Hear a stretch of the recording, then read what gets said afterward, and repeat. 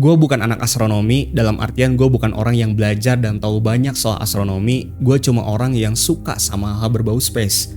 Udah, itu alasan kenapa gue mulai nyoba buat nonton anime ini. Dan walaupun gue suka sama astronomi, gue tetap ngira kalau anime ini bakal jadi anime yang ngebosenin.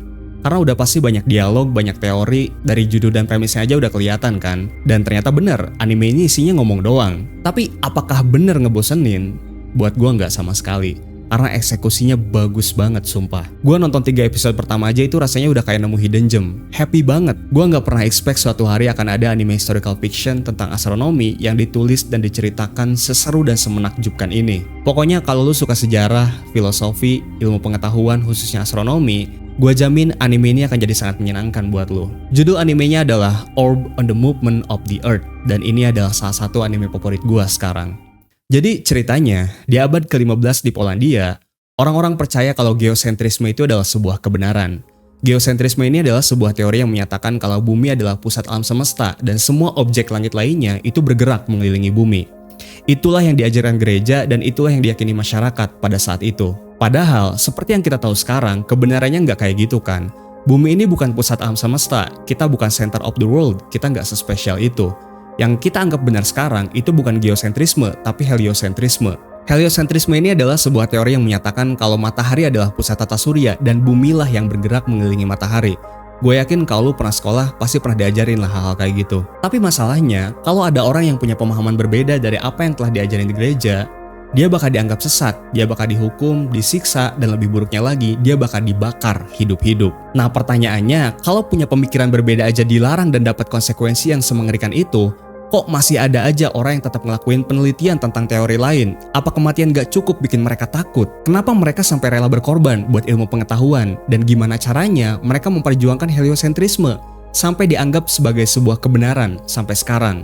Itu adalah pertanyaan-pertanyaan yang muncul di kepala gue waktu nonton anime ini, dan menurut gue itu menarik banget. Dari anime ini, gue jadi paham kalau manusia tuh mau gimana pun bakal selalu penuh dengan rasa penasaran. Rasa ingin tahu terhadap ilmu pengetahuan itu akan selalu tumbuh sampai kapanpun. Dan gue baru sadar kalau orang-orang zaman dulu tuh mereka nggak bisa bergantung sama apapun buat mempelajari bintang.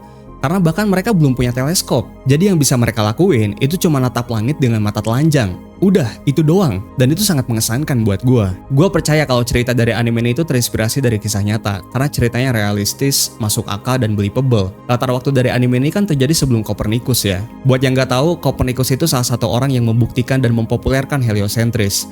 Tapi pada saat itu, dia nggak kena konsekuensi apapun karena teori dia dipublikasikan di masa-masa sebelum dia mati. Lalu 1 abad kemudian, seorang astronom asal Italia, Galileo Galilei, secara terang-terangan mendukung teori heliosentrisnya Copernicus. Dia juga berhasil ngembangin teleskop, lalu dia mulai mengamati dan menemukan kalau teori yang dikemukakan Copernicus itu benar adanya. Tapi karena geosentrisme ini udah lama banget dianggap benar, masyarakat apalagi gereja pasti susah banget buat nerima gagasan baru. Jadi pada akhirnya, Galileo Galilei itu malah ditangkap, diadili, dan dihukum sebagai tahanan rumah selama sisa hidupnya. Nah, gua rasa inspirasi cerita dari Orb ini diambil dari kejadian-kejadian serupa yang pernah beneran terjadi kayak gini. Kekuatan utama dari anime Orb ini emang dari story dan script writingnya sih. Walaupun sebagian besar dari ceritanya itu isinya ngomong doang, tapi dialog itulah aspek yang paling menakjubkan dari anime ini. Pemilihan katanya benar-benar indah, penuh dengan kutipan yang ngebuat gua beneran kagum. Dan cuma di anime ini doang, ngomongin soal ilmu pengetahuan yang udah gua tahu dari kelas 6 SD itu bisa tegang banget. Karena kita nggak pernah tahu arah ceritanya bakal kemana dan apa yang bakal terjadi sama para karakternya. Anime ini tuh punya banyak karakter penting dengan tingkat pengaruh yang setara dalam cerita.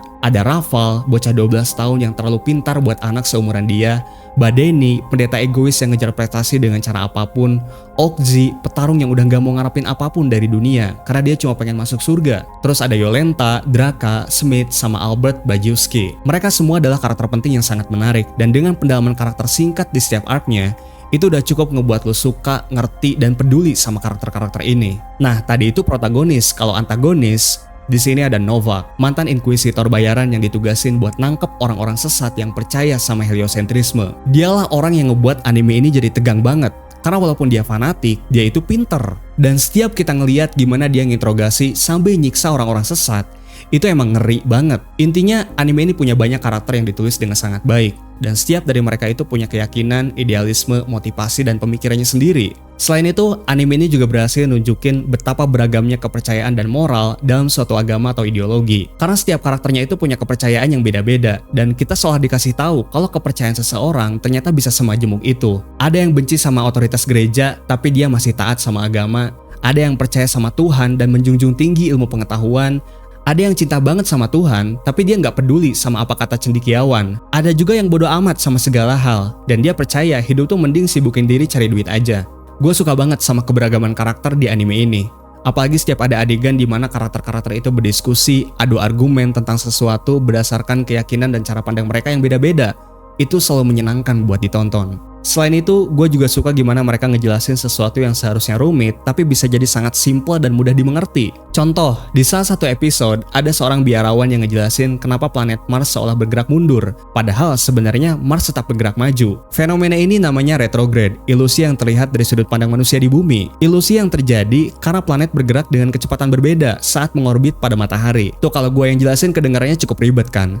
Nah, anime ini tuh jago banget ngejelasin hal kayak gitu dengan cara yang sangat sederhana. Ternyata, prosesnya itu sesimpel kayak kita nyalip mobil di jalan. Ketika kita udah ngejar dan ada di depan mobil yang disalip, mobil itu seakan bergerak mundur kan? Padahal enggak. Udah, ternyata sesimpel itu prosesnya. Pinter banget kan? Sebelumnya, gue juga sempat mention kalau pemilihan kata dan kutipan dari anime ini juga bagus banget. Bayangin bocah 12 tahun ditangkap karena meneliti heliosentris dan dia bilang gini, musuh kalian itu terlalu kuat. Yang kalian lawan itu bukan gua atau orang sesat. Yang kalian lawan itu imajinasi, rasa penasaran, dan kebenaran itu sendiri. Gila, waktu denger itu gue merinding sih. Terus ada lagi momen dimana Okji mulai penasaran sama dunia literasi dan dia nanya gini ke Yolenta. Gimana sih rasanya bisa membaca? Dan Yolenta dengan segala kecintaan dia terhadap ilmu pengetahuan, dia ngejawab. Membaca dan menulis itu seperti sebuah keajaiban. Menggunakan huruf, seseorang bisa melewati ruang dan waktu. Apa kau bisa membayangkannya? Hidup kita terbatas di masa ini. Tapi saat aku membaca, sosok-sosok hebat dari masa lalu seperti sedang berbicara denganku. Anjir, itu keren banget. Apalagi mengingat di masa itu belum ada teknologi kamera atau rekaman, jadi satu-satunya cara buat berkomunikasi dengan orang di masa lalu ya lewat tulisan-tulisan mereka. Tapi sayangnya, nggak semua orang bisa menulis dan membaca. Jadi bisa menulis dan membaca itu layaknya sebuah keajaiban buat mereka di masa itu. Ya, anime ini emang di-carry sama story banget, dengan eksekusi yang luar biasa dan tanpa memperlakukan penontonnya seperti orang bodoh. Tapi apakah aspek lain selain story itu biasa aja? Ya, enggak juga. Buat gue visual animasinya bagus kok, opening dan endingnya juga luar biasa indah, lagunya enak, sangat memorable. Gue sangat berterima kasih lah sama Madhouse udah ngegarap anime ini dengan baik. Dan kalau dipikir-pikir anime yang digarap Madhouse kebanyakan bagus-bagus ya ternyata. Cerita anime ini tuh ditutup kayak sebuah prequel dari sejarah dunia nyata. Karena salah satu karakternya, Albert Bajewski, itu ternyata gurunya Copernicus. Tapi apakah Albert ini otomatis jadi karakter paling penting? Ya enggak juga. Seperti yang gue bilang, setiap karakter dari anime ini sama-sama penting dalam cerita. Karena baik protagonis maupun antagonis dalam suatu zaman, mereka semua adalah rekan dalam menggerakkan peradaban. Rafa aja pernah bilang gitu kan. Gue jadi ingat Ustadz Felix Yao juga pernah bilang kalau beban peradaban itu nggak bisa dipegang sama satu orang. Nah waktu beliau bilang gitu, gue jadi langsung ingat sama anime ini. Maka beban peradaban itu ditunjukkan oleh para nabi nggak bisa dipegang oleh satu orang. Tapi walaupun dengan banyaknya karakter penting yang sangat berpengaruh dalam cerita, gue tetap percaya kalau karakter utama di anime ini itu bukan siapa, tapi apa, yaitu ilmu pengetahuan itu sendiri.